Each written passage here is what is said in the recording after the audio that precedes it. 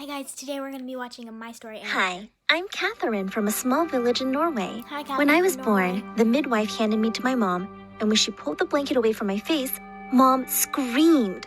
All the village women standing around gasped. Dad came running into the room, and he looked at me, horrified. My God! Your family's curse is upon us! She looks exactly like your sister, the ugly one! I had no idea what they were talking about then, but in time, it became much clearer. Everyone in my family thought I was the ugliest girl ever.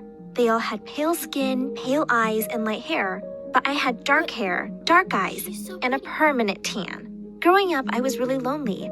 I didn't have any siblings because Dad was too afraid of having more cursed, ugly children. And the other villagers acted like I had head lice and wouldn't let their kids play with me, just because I looked different. When I was 6, my parents realized they couldn't hide me forever from our relatives, so we had a family photo taken for our Christmas cards.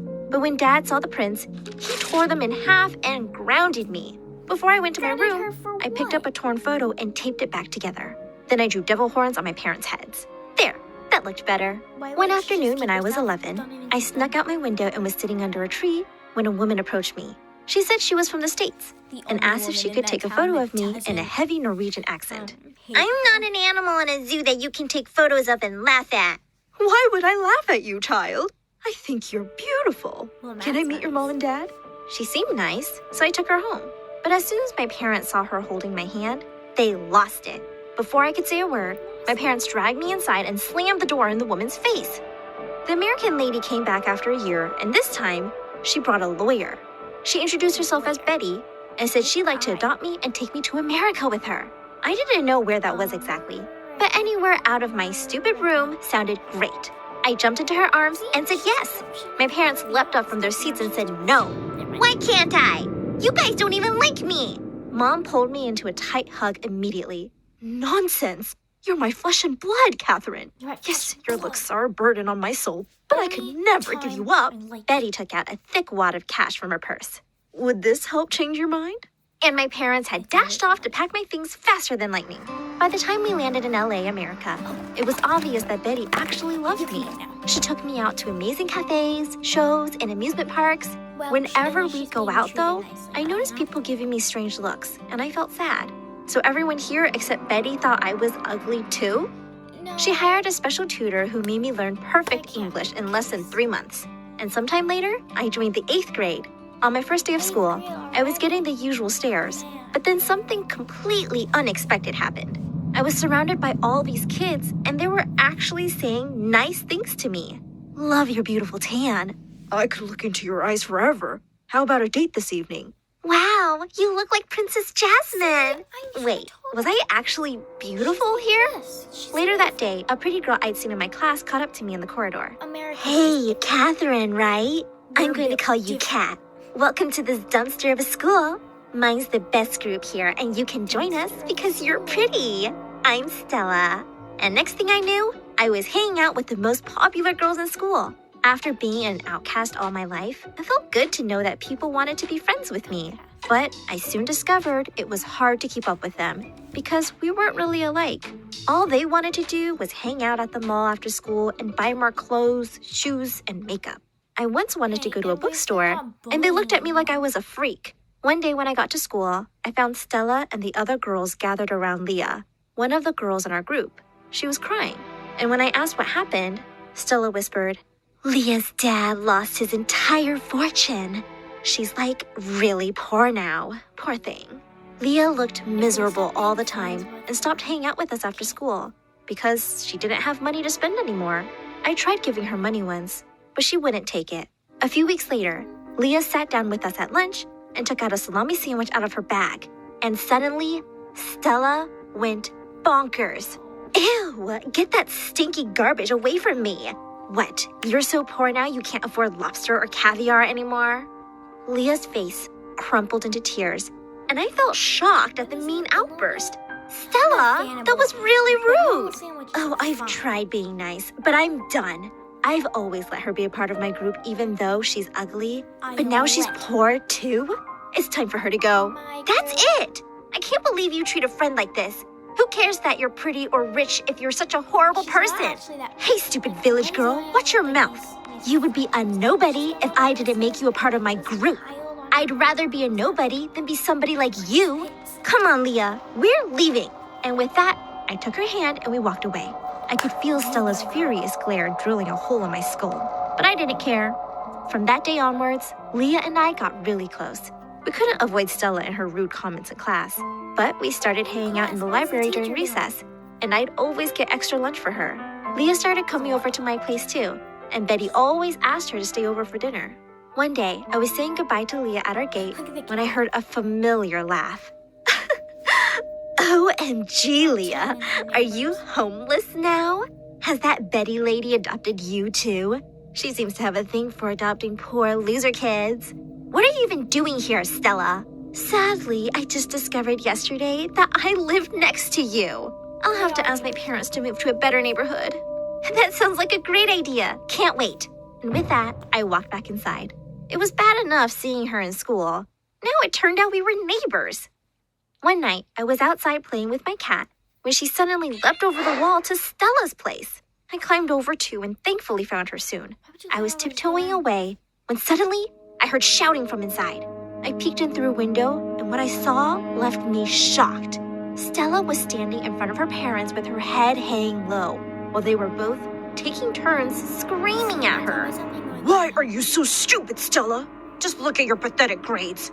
Are you slow? How are you going to run my company one day? Run your company? I'm pretty sure she isn't even going to graduate high school. It's so embarrassing, really. All my friends are always talking about how smart their kids are, and I just want to pretend that I don't even have a daughter. Stella burst into tears and ran away from the room. I walked away quickly, feeling really sorry for her. I knew exactly what it felt like to have parents who always put you down. Hers seemed even worse than mine. The next day in class, I wanted to tell Leah all about what I'd seen the day before, so I scribbled a note and passed it to her. Just then, Stella raised her hand and said, "Miss, Catherine just passed a note to Leah." Oh no! The teacher swooped down on Leah like a hawk. She snatched the note out of Leah's hand, and to my horror, she started reading it out loud. I saw something awful yesterday. Her parents treat her like trash. What is this about? I looked over at Stella, and her face had turned white. "It's nothing, miss. I'm sorry." But just then, Leah rose from her seat. "Oh, I'll tell you all what this is about. The paper doesn't say the name, but Kat was just telling me about how the school princess Stella gets treated by her parents like dirt. Just imagine, she goes around acting like she rules the school, but her own parents hate her." I couldn't believe what Leah had just said. As everyone stared at Stella, the bell rang and she ran out of the room in tears. While everyone walked out whispering, I pulled Leah back. "How could you do that, Leah? I told you a secret and you publicly announced it." Leah looked back at me angrily. "Kat, have you forgotten how she treated me at the worst point in my life? She deserves this." "But don't you see? This makes you as cruel as her. That was an awful thing to do, and I'm so disappointed." And with that, I went off to look for Stella. I walked into the girls' bathroom and saw her feet under the door of a stall. "Stella, I know you're in there. Can you please come out and let me apologize?" The door burst open and Stella stared at me with furious eyes. "How dare you snoop around my house and spy on my personal life? And then you just tell everyone? You act like you're the best freaking person on the planet, but you're just a big hypocrite." "Stella, I found out by accident, I promise. And I never meant for everyone to know. I'm really sorry. And we have more in common than I thought. My parents were awful to me too. I know what that feels like." "You know nothing. And you're nothing like me. You're going to pay big for what you did, Catherine." And with that, she pushed me aside and stormed off. I didn't have to wait too long to find out what her payback was. I've been working on a complicated wind turbine model for years for the upcoming science fair. A day before the fair, when I went to the lab, I found my whole model smashed to pieces on the floor. As furious as I felt, I didn't want to give away Stella's name, so I told the science teacher I had no idea who it could have been. But she stormed off to the principal to look into the matter. And it turned out there were security cameras in the lab. As I watched the footage in horror, I could clearly see Stella smashing my model with a baseball bat. She was immediately called in. "Stella, you will apologize to Catherine, and then you will pack your stuff from your locker. You are expelled." "What? No, please don't do that. My parents will kill me. I'm sorry." You should have thought of that earlier. There is no room for such behavior in my school. Just then, I stepped forward.